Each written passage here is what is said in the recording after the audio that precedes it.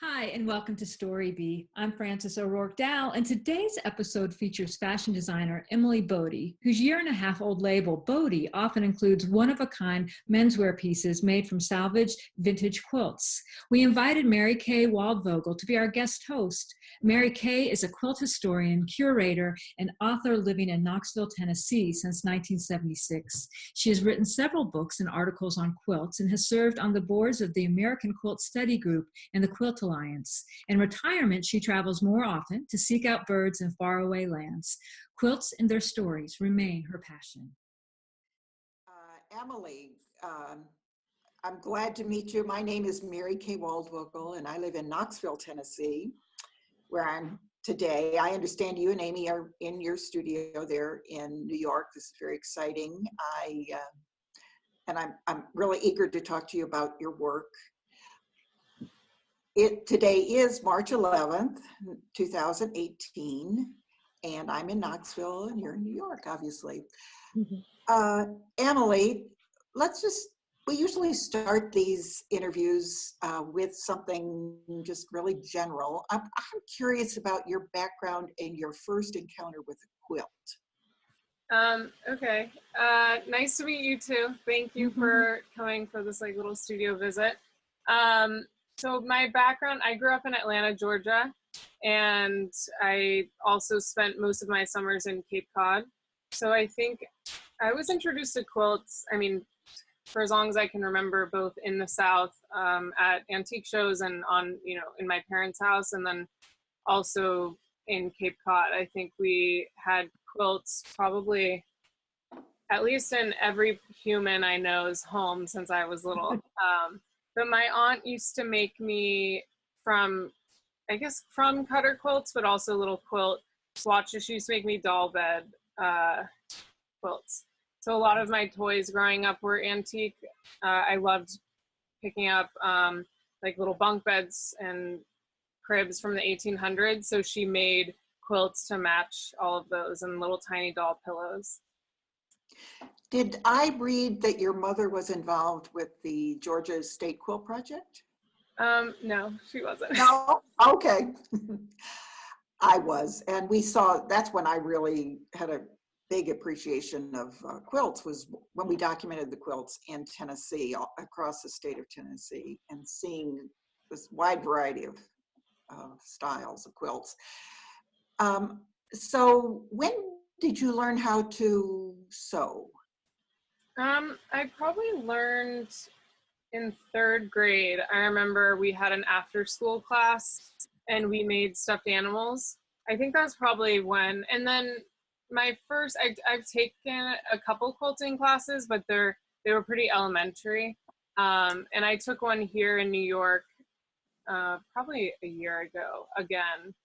But yeah, I learned to sew when I was in 3rd grade, and then I went to school for fashion, for menswear design.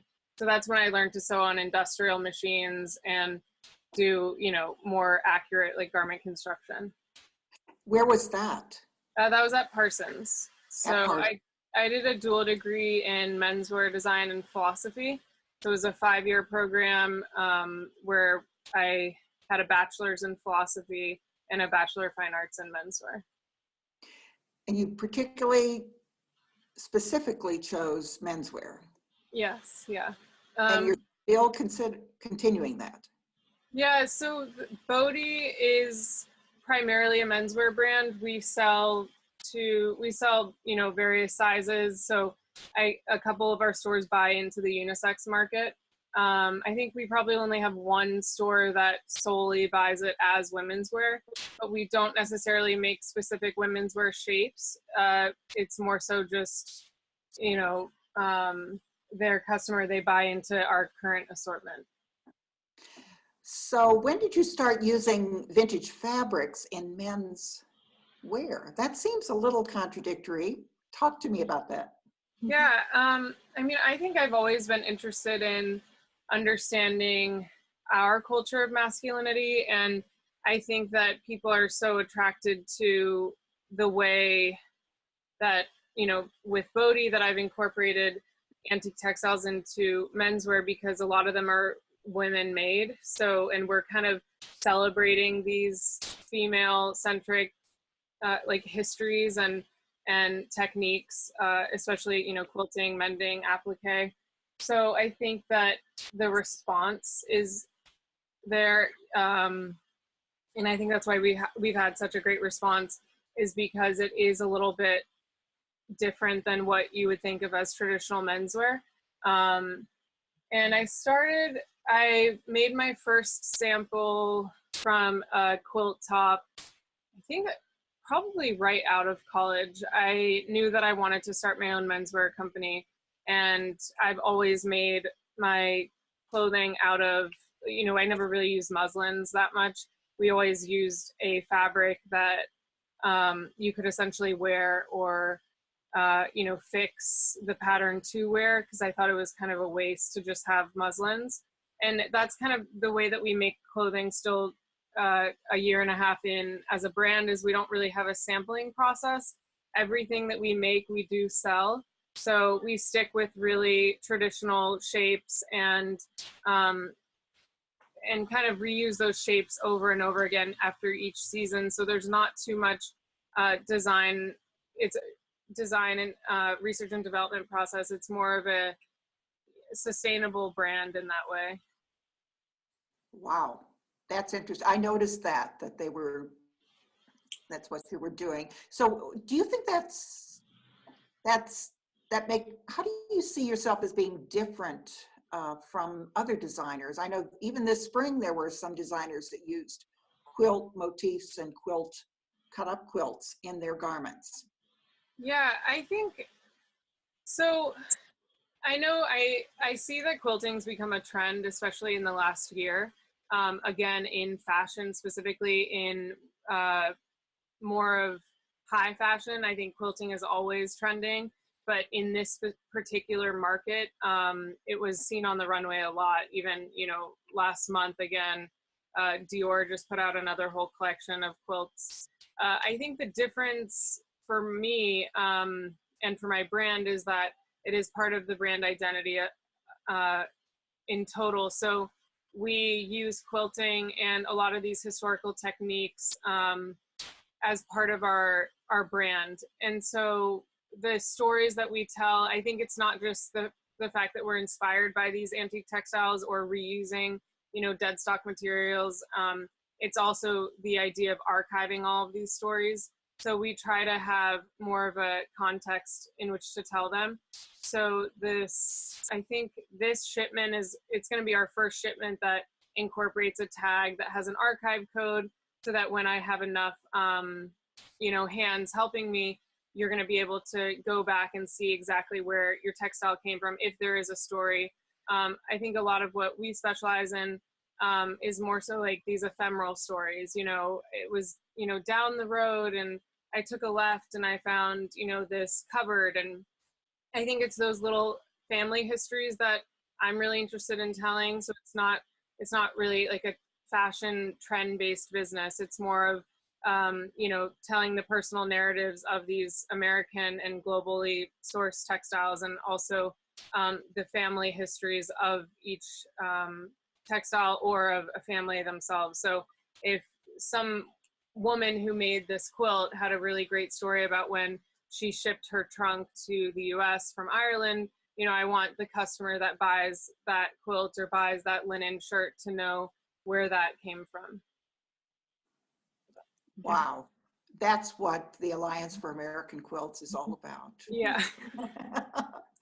We do want to save the stories, and you're doing it in a different way, and this is very exciting to me to hear you say this. So I did notice that even online, when your pieces are sold there, the you know, the top dollar items, that you do, even in those little descriptions, say maybe the pattern name of the quilt or where it came from, or the date. I mean, even minimal information, I was really impressed with. But now you're saying that you're even aiming towards sending along the story as anything that you have with the item. Yeah. So, oh, sorry. Well, so that's the issue I feel like I'm having right now is I only have so much bandwidth, like just to put like a little tidbit of it, but we try to save, like some of the quilts come with a letter attached, or it comes with a little sticker, you know, that someone's put on it, like this was my grandmother's quilt. And I feel like that sort of thing I can't really translate on e-commerce yet. You know, we're in a grant program right now to try to get that rolling. And also, you know, to have more of a timeline and a text, like a map to say, this is the part of Massachusetts it came from. Because I might put it on there and the customer might not really even read the full description, but at least they could go back and see it like at a later date. Because we do have people that email me or reach out trying to find the history, even if there's, you know, no history at all. Say I bought it on eBay and someone just says, I found this at an estate sale. We can contextualize it a little bit and say, this is the pattern that it is. Maybe like this calico we can tell was like really popular in the 1890s, or, you know, and have that kind of little textile history. But it's really just about having the manpower to do that. Because right now it's just a little bit impossible with, you know, the show schedule and also making of the clothes. But at least we're trying to save it all so that we can eventually share it in the most in-depth way. Because even sound bites, like I record conversations at flea markets or, you know, with my vintage dealers. So to have those be able to be accessed, I think is, you know, a goal. You mentioned vintage dealers. Do you work with a network of people who supply you with these vintage fabrics and quilts, or do you have time to go out and do it yourself? I do both. So in the winter, I source like in France a lot also. So that's me, but I am buying it through a network that I have there. So I mean, I love going to flea markets, but sometimes, you know, if I'm only there for 2 weeks, I can only hit like 4 days of markets. So the dealers will save certain textiles I request. But here in the summertime, I try to, you know, hit some of the bigger flea markets, like Brimfield or the Sturbridge shows. And then on the weekends, we have some local shows in New York. But otherwise, I have friends that work in, you know, on the West Coast, and they ship me products. So it is like totally, it's a bit of both.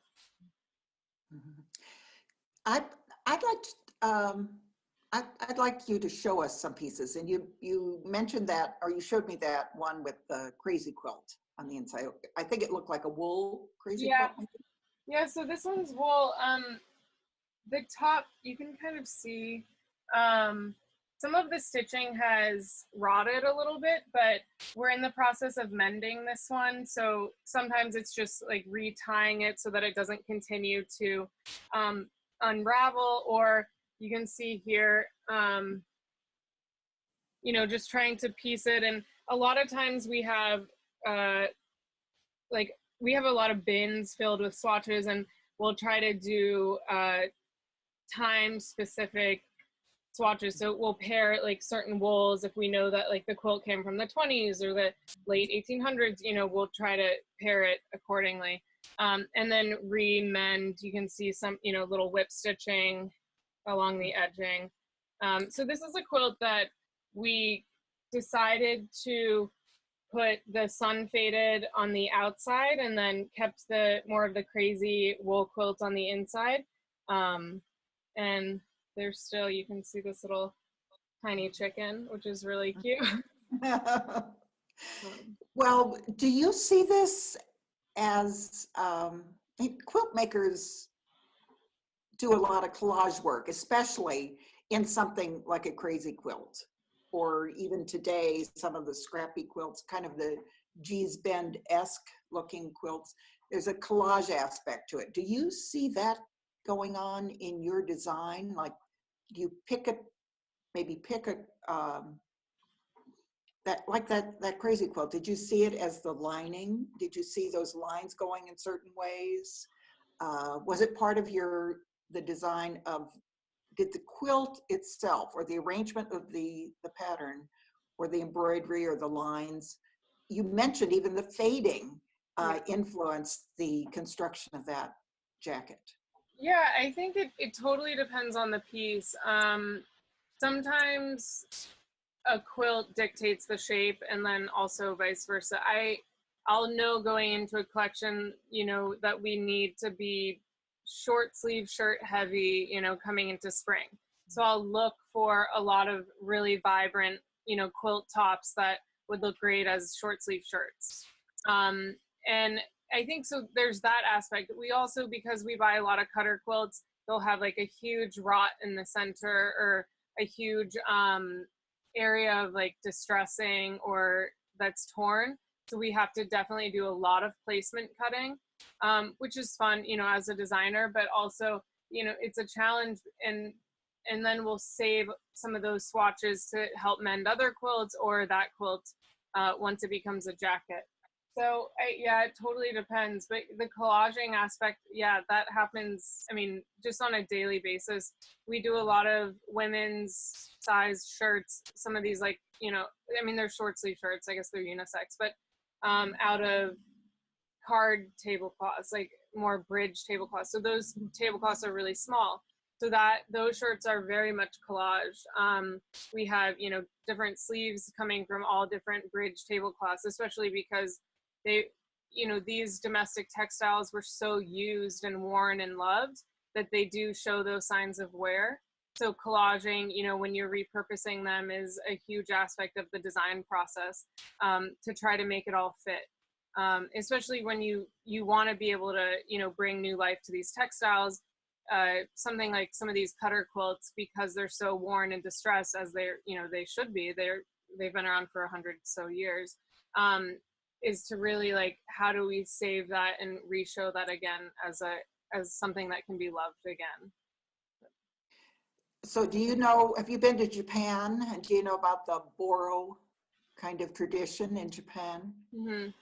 Yes. Yeah, I think that you see that a lot. I think it goes in waves. I think right now I have a lot of friends who are really interested in that idea. And I'm forgetting the name, when you pour gold in the cracks. Yes, right.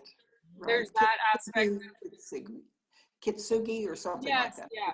And about. I think that's kind of like the same philosophy of it's not just repurposing it, but it's repurposing it to fully create another, a modern heirloom again, and to really strengthen it. A lot of what we do with our mending is re-strengthening the seams that were already there. We're not just totally tearing apart something.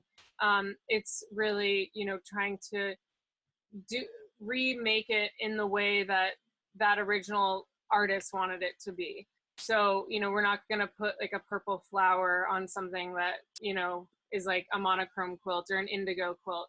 So it's, I have a couple of the girls that help me who are quilters themselves. And so I think that they understand, what stitch works best, what's the strongest, do you use a cotton poly thread on 100% cotton quilt? And I think it's really knowing all those intricacies of preservation too. Well, this is amazing. Yeah. I think that the elephant in the room kind of question here has been answered for me, but I think there are people in the quilt world, and you've probably already gotten this question, who really are a little upset. They're not happy seeing you once again cutting up quilts and charging high prices for them. But how do you answer those people? I think you've answered it for me, but how do you choose what you cut up? And then what's your goal? And I think you have discussed that, but how do you answer those people? I think the goal is really the archival aspect of it, and the idea that a lot of what I started with, especially when I started Bode in this way, is that all of these domestic textiles were getting lost, not just the fabrications and they were rotting and they're destroyed, but the histories were getting lost. And I think that what more often than not, I get house calls of people who, I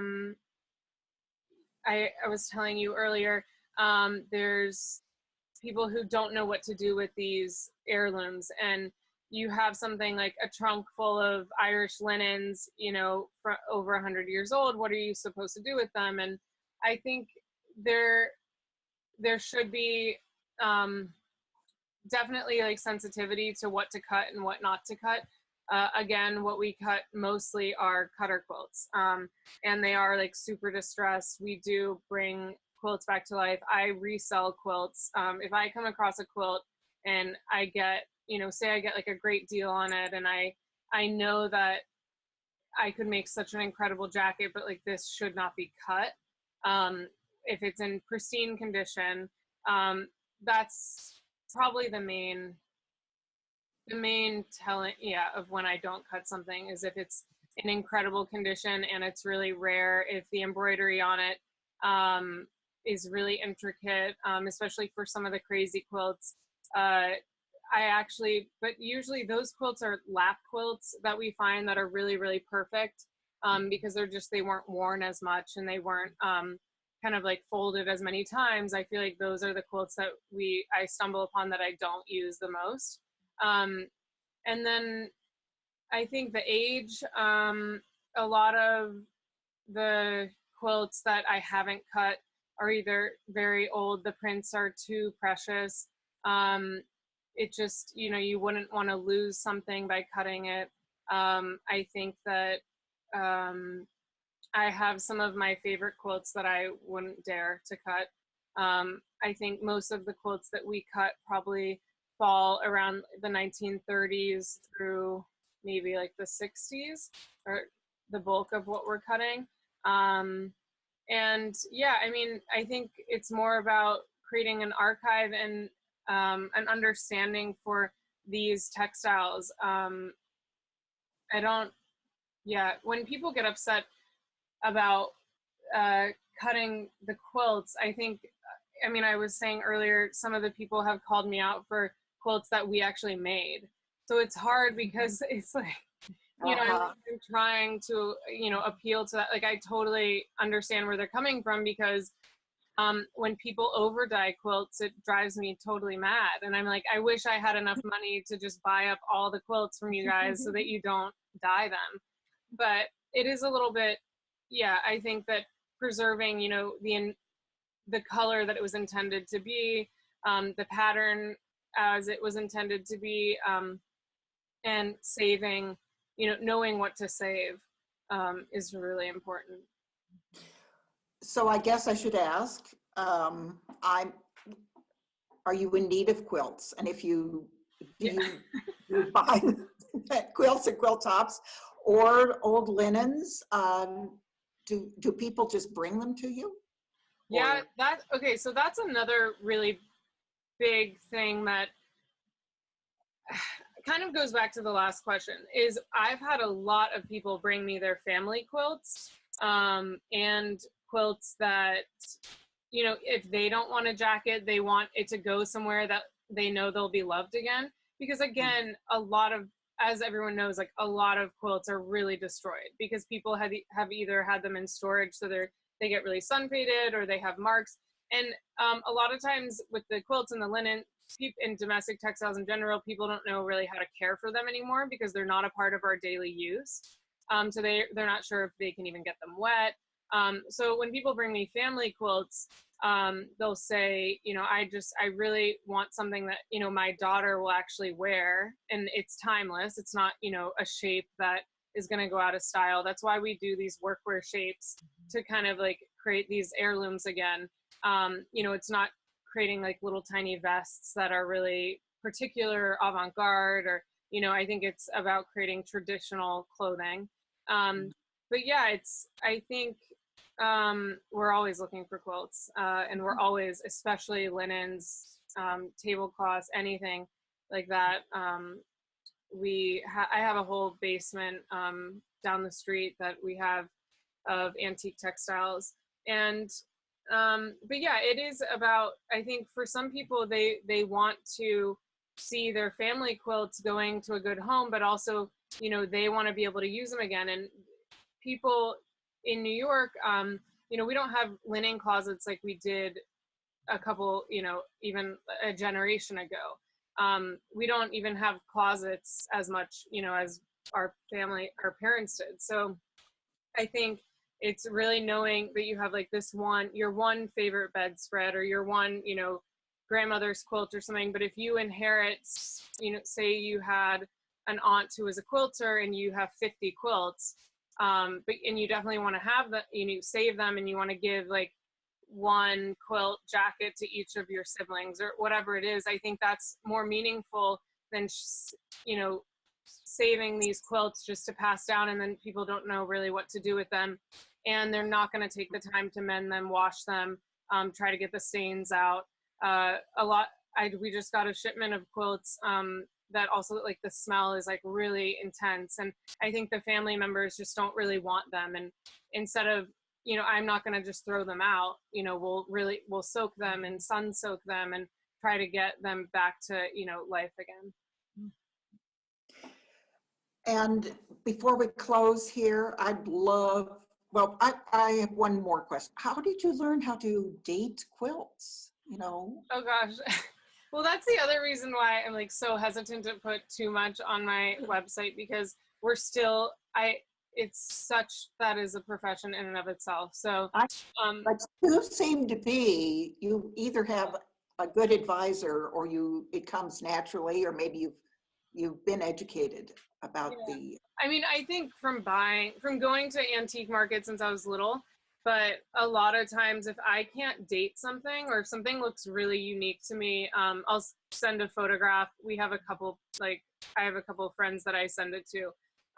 But there's one guy in particular in Massachusetts named Jamie, who's he sells mostly clothing, but he's really wonderful at dating fabrics. I have a couple quilt books, but also dating fabric books that are really helpful. But the problem with, you know, some of these is you have to become accustomed to the nuances, you know, how to tell if somebody is not just making a quilt from calicos from the 1800s, because essentially, like, we do that too. And how do you explain, you know, when I do piecework of, you know, salesman swatches from the 1920s, people think that they're buying, or they might think that they're buying a, you know, quilt top from the 1920s, because of course that's what it looks like, but we actually made it. So I think that, you know, that's another reason why we're so keen on archiving, is to make sure that all of these little nuances, you know, they don't get lost, or they get saved appropriately. But yeah, I think I learned, you know, just from fashion school, like from also buying textiles for so many years. And I think the most knowledgeable, Brimfield is probably where I've learned more than any other part of my career. It's like very, very helpful to go to a place where there's just so many people from all different parts of the country.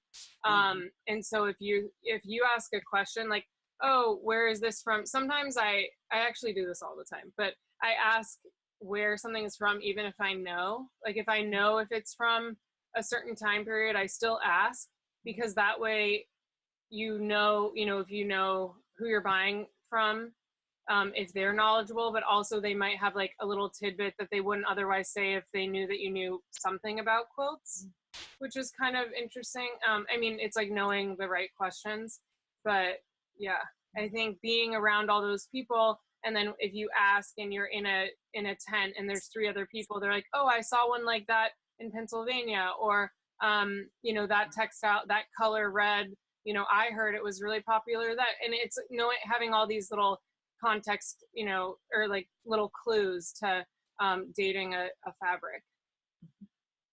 Yeah. Wow. So do you think you're going to, do you think this will continue? This is your brand. You're satisfied, you feel really comfortable with it. You've, at the age of what, I think you're 28 years old, is that right? Yes, that's right. That's incredible. But Do you see this going on? This is your career. Yeah, so we've actually just realized, I think this coming season, so we're shipping spring right now, and then I leave for India in, I guess, 7 days. And this coming collection, we have our collection that is 90% made in India. So that's going to be using a lot of these historical techniques that we are archiving. And, you know, I'm bringing tiny little swatches with me and designing an entire collection that is fully made from both antique, or sorry, not antique, but more dead stock Indian textiles.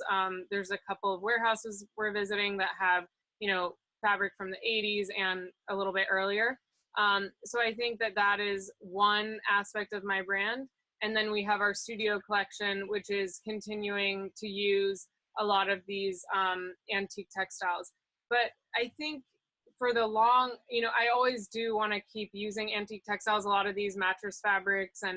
But I think more is, you know, now that we have these wonderful photos, like archival photos of quilts, we can begin to reproduce the quilts and, you know, share some of that, you know, some of the color theory knowledge and the pattern, like, you know, to have a pattern archive, I think is where we see the brand going in the future. So it is kind of pivoting this coming season. We'll see how it goes, of having one collection that is remade essentially, or, you know, just more of a traditional fashion brand. And then the other aspect of more of a studio collection that continues using dead stock, solely antique and dead stock materials. Now, when you say dead stock, what exactly do you mean?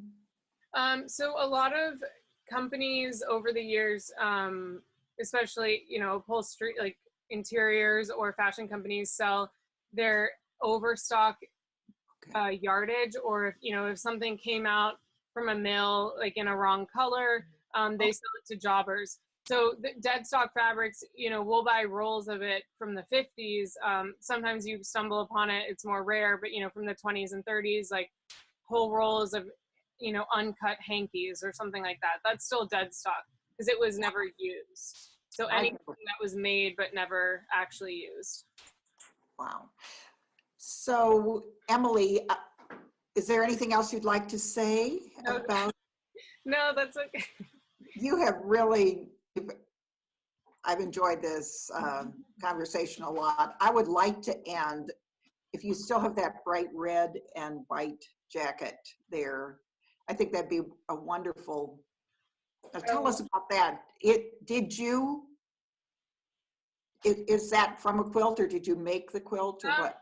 Yeah, no, this was actually from a quilt. And what I love about this one is you can, you know, the stitches aren't hidden on a lot of the petals, so you can see really up close all the tiny little whip stitching, which is so beautiful. We have yet to like fully mend this one, so it has a lot of distress marks, but it's in okay shape. I think there was a pretty big stain on the underside of the quilt, but yeah, this is a beautiful 100% cotton quilt. You can see the colors. I did, yes. So where did you get that? Was that from the South or Brimfield, or do you remember? One, I think we got this one out west. But I don't think it's not from California, but I think that's where I picked it up. Well, Emily, I really appreciate having some time to talk with you. And I truly do believe you've got quilts. You understand quilts and you value them. And I wish you the best of luck in this venture. I am really, really thrilled that a young person your age has clicked in to a good understanding of quilts. And I'm sure you will still have people who are concerned about cutting up quilts, but I see what you mean, that you are creating something lasting, archiving it at the same time, and I think it might be a win-win situation for everyone. Thank you so much for what you've done, and keep on. Thank you. Thank you for speaking with me, and thank you for letting me show you everything that we're working on.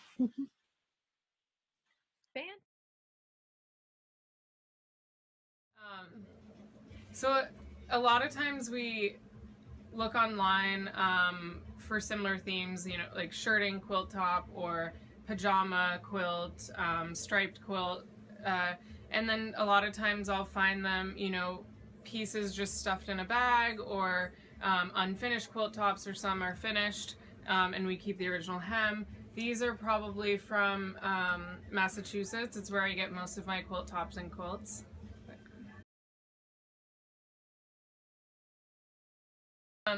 So this is a quilt top that I found in Massachusetts from a woman named Barbara who has a store in Sturbridge. She specializes in quilts, quilt tops, and antique textiles. And this was already pieced together, all the different ginghams. I think there's 1, 2, 3, 4, like 5 different gingham colorways. Okay, these are 2 examples of some of the piecing that we do in India. Oh, did you? In okay. India. So we dye, I sent some color swatches and then they dyed to match them, and then did kind of like this swirl pattern. You can see it probably from a little bit further away, and then the star pattern in a brown and a navy. All right, so this is a pair of trousers that we made, and you can see we kept a lot of the distressing still intact, and then we stitched on top to kind of keep the little tiny fragments. It's just probably going to continue to fray, but these pants aren't really for wearing. We just did it as a more of a showpiece to show the textiles and the prints.